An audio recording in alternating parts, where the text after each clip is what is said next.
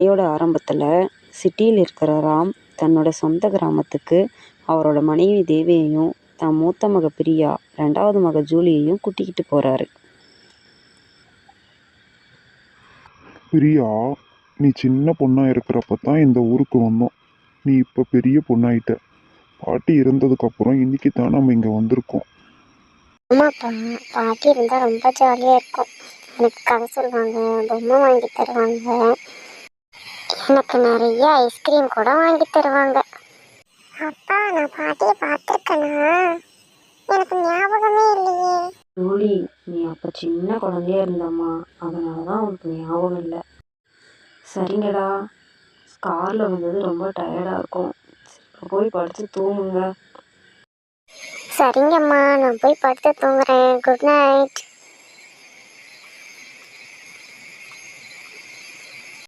அம்மா, நானும் போய் படுத்து தூங்குறேம்மா, எனக்கு தூக்கமாக வருது. Good night.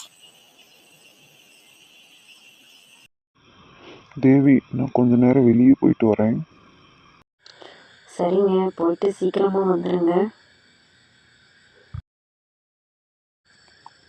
இப்போ ராம் கொஞ்ச நேரம் வெளியே சுற்றி பார்க்கறதுக்காக போயிட்டு வர்றாரு.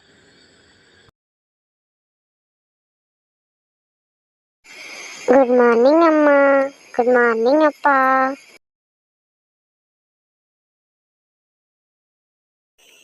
குட் மார்னிங் அம்மா. குட் மார்னிங் அப்பா. ஜூலி, தூக்கம் வந்தால் கொஞ்ச நேரம் போய் படுத்து தூங்குமா. நீ தூக்க கலக்கத்துலேயே வந்திருக்க பாரு.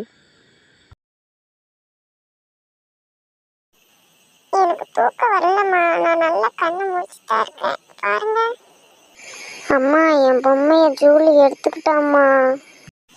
அம்மா, இல்லம்மா, அது என்னுடைய பொம்மைம்மா. ரெண்டு பேருமே சண்டை போடாமல் இருக்கீங்களா இல்லையா? ரெண்டு பேத்துக்கும் அடி விடுவோம் பாருங்களே. சண்டை போட்டுக்காம போய் ரெண்டு பேருமே ஷேர் பண்ணி விளையாடுங்க. தேவி, நாளைக்கு காலையில் நான் என் ஃப்ரெண்டு மகேஷை பார்க்க போகிறேம்மா. சரிங்க, போயிட்டு வாங்க. அடுத்த நாள் ராம் மகேஷை பார்க்க சென்றான். நண்பா மகேஷ், எப்படிடா இருக்க? நல்லா இருக்கியா? வீட்டில் எல்லாரும் நல்லா இருக்காங்களா? நான் நல்லா இருக்கேன்ல மச்சான், நீ எப்படி இருக்க? நான் நல்லா இருக்கேன் மகேஷ். என்னாச்சு நம்ம ஊர் இப்படி வெறிச்சோடி இருக்கு? இந்த ஊர்ல எதுவுமே சரியில்லை ராம். அப்படி என்னாச்சு மகேஷ்? கொஞ்ச நாள் முன்னாடி இந்த ஊர் எல்லையில பெரிய ஆக்சிடென்ட் ஆச்சு. அதில் ஒரு பொண்ணு இறந்துருச்சுட்டா.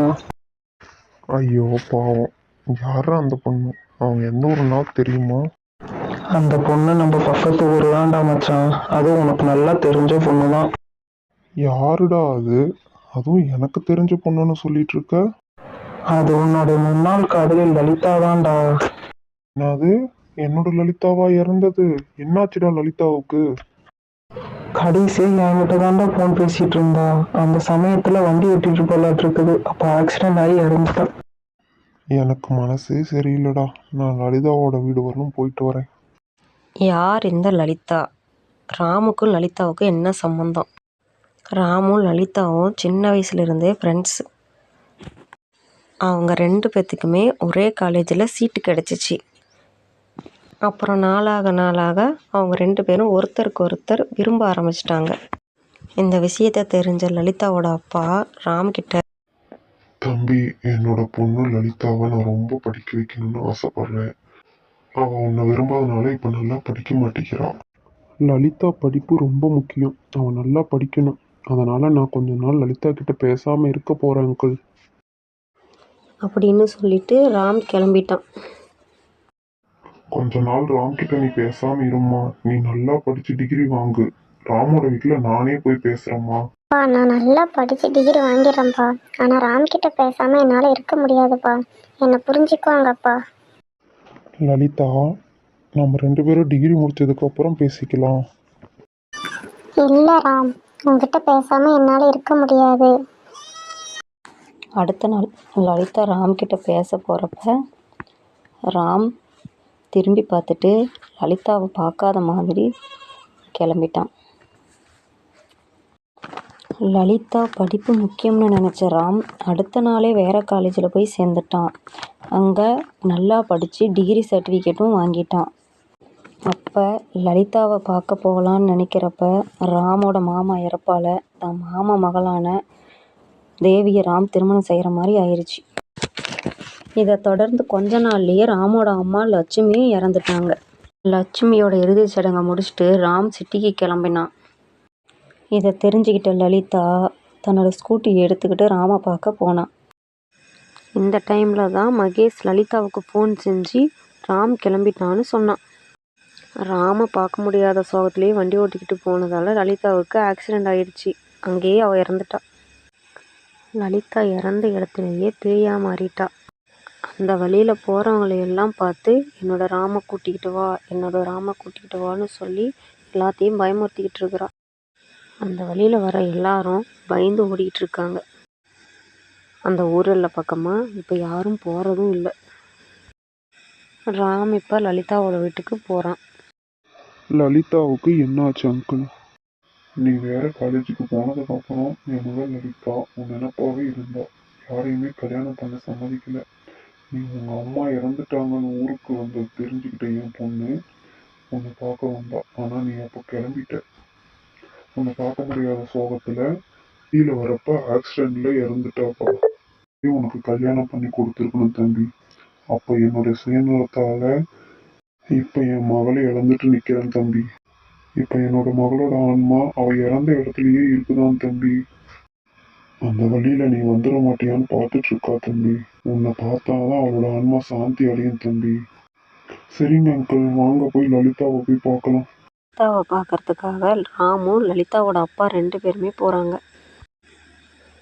அங்கே அப்போ லலிதா ஒரு சின்ன பையனை பார்த்து என்னோட ராமை போய் கூட்டிகிட்டு வா, என்னோட ராமை போய் கூட்டிகிட்டு வான்னு சொல்லிட்டு இருக்கா. அக்கா எனக்கு யாருன்னே தெரியாதவங்க, எனக்கு பயமா இருக்கு, என்னை விட்டுருங்க அக்கா, நான் போயிடுறேன். அப்போ லலிதா ராமை தேடிட்டு இருக்கா. லலிதா, நான் இங்கே இருக்கேன் பாரு. ராம், நீ வந்துட்டியா? நான் உன்னை பார்க்கறதுக்காகத்தான் இங்கேயே இருக்கேன் தெரியுமா? நீ எதுக்கு என்னை விட்டுட்டு போன?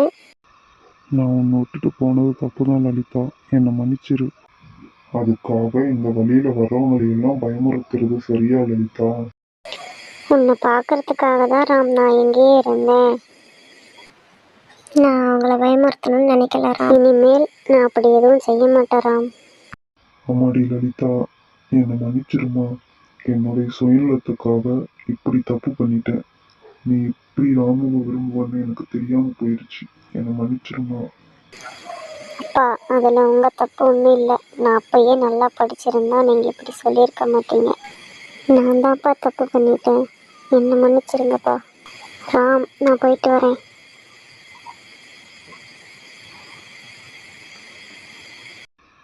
சரிங்க அங்கிள், லலிதாவோட ஆன்மா சாந்தி அடைஞ்சிருச்சு. நான் கிளம்புறேன். லலிதாவுக்காக வந்ததுக்கு ரொம்ப நன்றி தம்பி. லலிதாவோட ஆன்மா சாந்தி அடைச்சதுக்கப்புறம் ராம் திரும்பவும் சிட்டிக்கே கிளம்பிட்டான். ராம் தன்னோட குடும்பத்தோட சந்தோஷமாக இருக்கான். இந்த வீடியோ பிடிச்சிருந்தா லைக் பண்ணுங்கள், ஷேர் பண்ணுங்கள், கமெண்ட் பண்ணுங்கள். இதே மாதிரி வீடியோ வேணும்னா சப்ஸ்கிரைப் பண்ணி பெல் ஐக்கானை கிளிக் பண்ணுங்கள். Thank you friends.